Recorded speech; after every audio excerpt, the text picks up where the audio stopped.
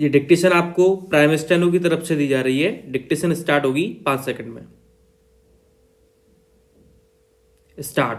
अध्यक्ष महोदय, जिस भावना से मैंने यह बिल पेश किया है उसको विरोधी पक्ष के लगभग सभी सदस्यों ने एक मत से महसूस किया है कि देश में बेकारी की जो समस्या है वह एक भयंकर समस्या है और उसके कारण हमारे देश का विकास, चाहे वह सामाजिक हो, आर्थिक हो या सांस्कृतिक, रुका हुआ है और ऐसी स्थिति में हम आगे बढ़ नहीं सकते। इसी प्रकार से इस परिस्थिति का निर्माण हम पिछले 54 वर्षों से देख रहे हैं।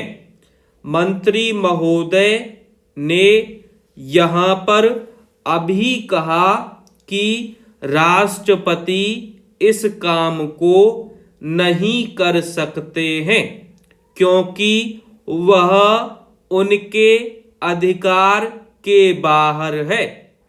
आप राज्यों में राज्यपाल शासन स्थापित करते हैं जब यह देखते हैं कि किसी राज्य में वहाँ की व्यवस्था, वहाँ का विकास ठीक नहीं हो रहा है। जब किसी राज्य में गड़बड़ी फैल रही हो, विकास का काम समाप्त हो गया हो और जिम्मेदारी से लोग काम ना करते हों तो वहाँ पर राज्यपाल शासन स्थापित किया जाता है।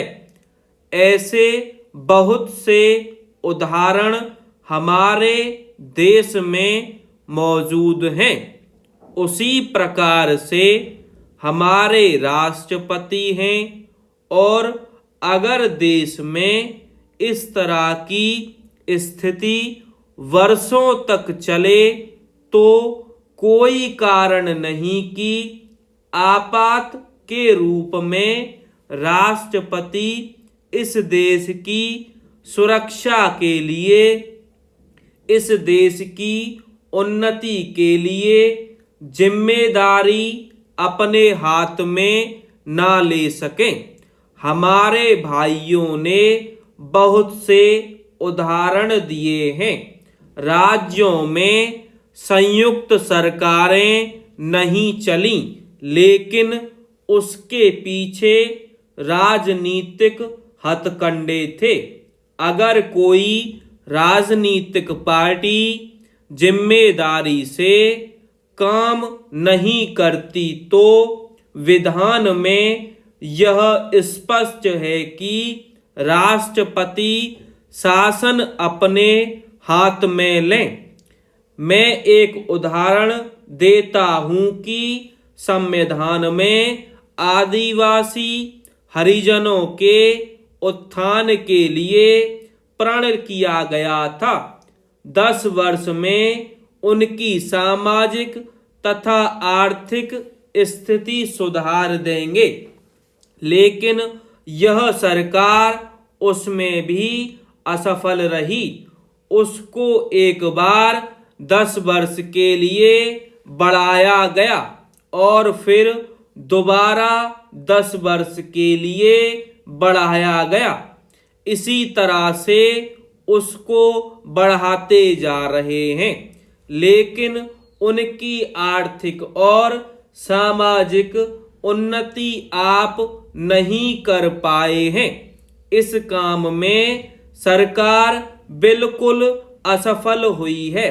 पिछली बार सरकार पर अविश्वास का प्रस्ताव भी आया था और वह पास होने वाला था। इसलिए मेरा कहना है कि हमारे देश में यह जो बेकारी की समस्या है वह एक बहुत ही भयंकर समस्या है।